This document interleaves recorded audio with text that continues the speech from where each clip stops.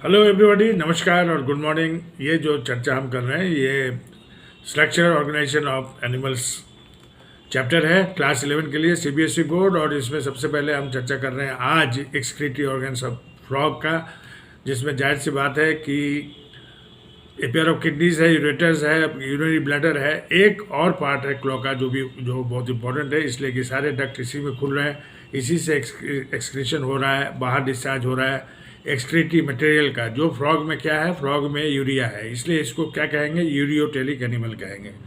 Clear? Ureotelic animal. Urea जो है जो फ्लूइड में यूरिन में आ रहा है वो डिस्चार्ज कहाँ से हो रहा है, क्लोका में। तो दो यूरेटर मेल में हैं जो किडनी से निकल रहे हैं। किडनी कहाँ पर है, किडनी बीन शेप किडनी जो है posterior side of the frog का बॉडी कैविटी उसमें है, और दोनों किडनी से यूरेटर निकल रहे हैं मेल में, जो कि यूरिनोजेनिटल डक्ट का भी काम करते हैं। इसीलिए यहाँ से जर्म सेल्स भी जाके क्लोका में रिलीज हो रहा है और वहाँ से फाइनली बाहर डिस्चार्ज हो रहा है, इसलिए कि फर्टिलाइजेशन एक्सटर्नल है।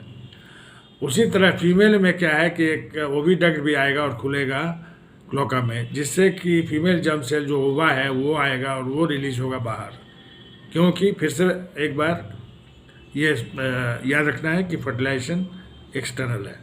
वाटर में फर्टिलाइजेशन होगा, इधर से ओवा रिलीज होगा फीमेल से, और मेल से मेल जर्म सेल या स्पर्म्स रिलीज होगा। तो ये cloaca is very important. But female में फ़र्क यही है कि ओविडक्ट भी इसमें आके सेपरेटली खुलेगा। यूरेटस तो खुलेगा ही बिकॉज एक्सक्रीशन भी होना है, और ओविडक्ट से ओवरीज से ओविडक्ट भी आके खुलेगा। तो ये डिफरेंस है, आपको याद रखना होगा। फिर हम आते हैं कंट्रोल कोऑर्डिनेशन में। तो भाई कंट्रोल कोऑर्डिनेशन कैसे होता है? एक तो सेंट्रल नर्वस सिस्टम, ब्रेन और स्पाइनल कॉर्ड से होता है। दूसरा जो है केमिकल कोऑर्डिनेशन एंडोक्राइन ग्लैंड से होता है। तो जो हमारा एक सेंट्रल नर्वस सिस्टम होता है वो फ्रॉग में भी है, वो ब्रेन है, स्पाइनल कॉर्ड है, और पेरिफेरल में स्पाइनल नर्व्स है और क्रैनियल नर्व्स है, और ऑटोनोमिक नर्वस सिस्टम में क्या है, सिंपैथेटिक और पैरासिम्पैथेटिक दोनों है। अब जो है हम अगर सेंट्रल नर्वस सिस्टम में ब्रेन का बात करें तो इसमें भी fore brain, mid brain, hide brain है। फोर ब्रेन में ऑल्फैक्टरी लोब बहुत इंपॉर्टेंट है जो कि स्मेल का फंक्शन है, और दूसरा जो है मिड ब्रेन में आपका ऑप्टिक लोब्स है। ऑप्टिक लोब्स में फिर डिनसेप्लिन भी है, और जो हैंड ब्रेन है उसमें हम लोग सब जानते हैं कि क्या होता है, उसमें सेरिबेलम और मेडुला ऑब्लंगेटा होता है। और जो spinal cord medulla oblongata spinal cord में खुल रहा है, कंटिन्यू हो रहा है, और वो जो है कहाँ पे है, वर्टिब्रल कॉलम में। तो ये जो हो गया ब्रेन के बारे में, जो कि मिलता जुलता है।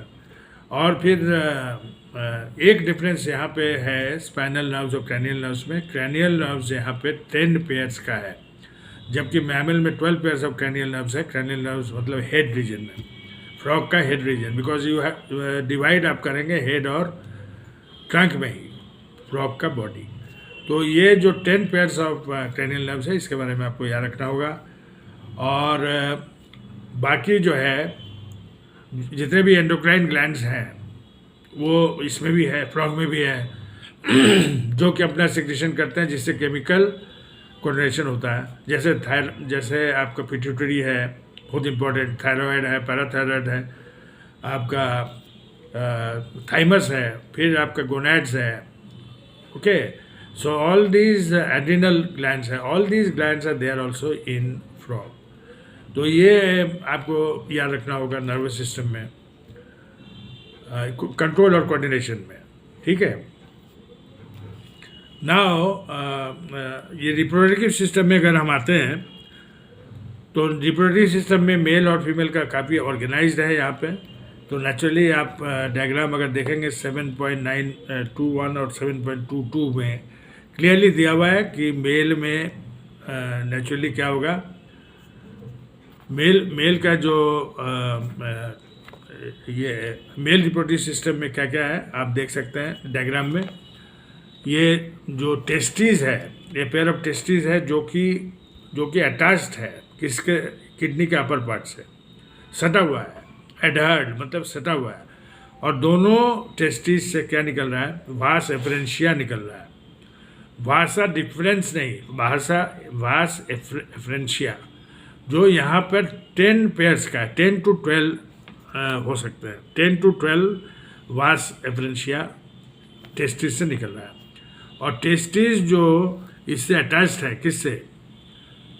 आपके किडनी के अपर पार्ट से अटैच्ड है। तो उसका भी एक नाम है, उस मेम्ब्रेन का भी नाम है, जो कि डबल फोल्ड पेरिटोनियम है, और उसका नाम है मेसोथेलियम। उसका नाम क्या है? Mesothelium. So this things you have to remember, ये याद रखना है। और ये जो है testis, a pair of testis in male में है, जो कि किडनी के अपर पार्ट में एक डबल मेम्ब्रेन से, पेरिटोनियम के मेम्ब्रेन से अटैच्ड है, ठीक है। तो ये 10 to 12 वासा एफरेंशिया इसमें से निकल रहा है।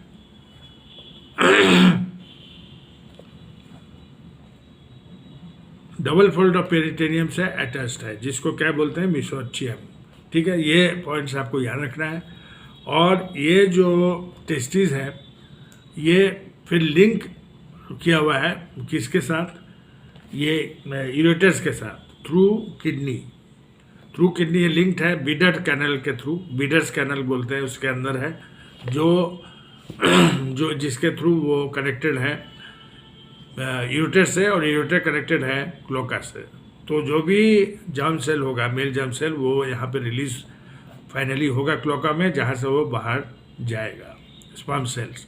सो ये दोनों साइड में 10 to 12 वास एफरेंशिया है, ठीक है। This you have to remember students. तो ये मेल में हो गया, और फीमेल में नेचुरली ओवरीज होगा। ओवरी जो है, ओवरी के साथ किडनी का फीमेल में कोई लिंक नहीं है, फंक्शनली कोई लिंक नहीं है। उससे जो ओविडक्ट निकल रहा है, वो आके, जैसे हमने कहा, दोनों साइड से अलग अलग क्लोका में खुल रहा है। तो ये आपको याद रखना होगा। फीमेल में ओवरीज होगा, ओवरीज से ओविडक्ट निकलेगा, लेकिन ओवरीज से मेल में वो अटैच्ड है, टेस्टिस सटा हुआ है या अटैच्ड है किडनी के साथ मेसोथेलियम के द्वारा। इसमें कोई ऐसा फंक्शनली लिंक नहीं है, ओवरीज किडनी के साथ लिंक्ड नहीं है। ओविडक्ट आ रहा है जो कि क्लोका में खुल रहा है, जिससे फीमेल जर्म सेल्स बाहर निकल रहा है एक्सटीरियर में। सो क्लोका जो है, फिर हम एक बार कह रहे हैं, cloaca is very important, small medium chamber, जो कि यूज़ किस लिए होता है? फीकल मैटर, यूरिन और स्पर्म्स को बाहर निकालने में, एक्सटीरियर में इससे निकाला जाता है। तो ये जो भी पार्ट है, ये सब आपको याद रखना पड़ेगा रिप्रोडक्टिव सिस्टम में भी। और जैसे हमने कहा, फर्टिलाइजेशन एक्सटर्नल है, तो जो कि मैच्योर फ्रॉग से, जो फीमेल फ्रॉग है, उससे ओवरीज कितना रिलीज हो सकता है? 2500 से 3000 ओवा एट ए टाइम, ठीक है। ये भी सब बुक में दिया हुआ है, just to make you understand in a simple way. हम इस डिस्कशन को करते हैं ताकि आप जब सुनेंगे तो आपको याद रखने में, समझने में सहूलियत होगा, इजी होगा। और फ्रॉग इम्पॉर्टेंट भी है इसलिए कि इंसेक्ट्स वगैरह, पेस्टिसाइड्स वगैरह हमारे लिए इम्पोर्टेंट है। ये इंसेक्ट्स को, पेस्ट को, ये फ्रॉग्स को खाते हैं। So they help us to get rid of pest and insects, और ज़्यादातर एग्रीकल्चर में।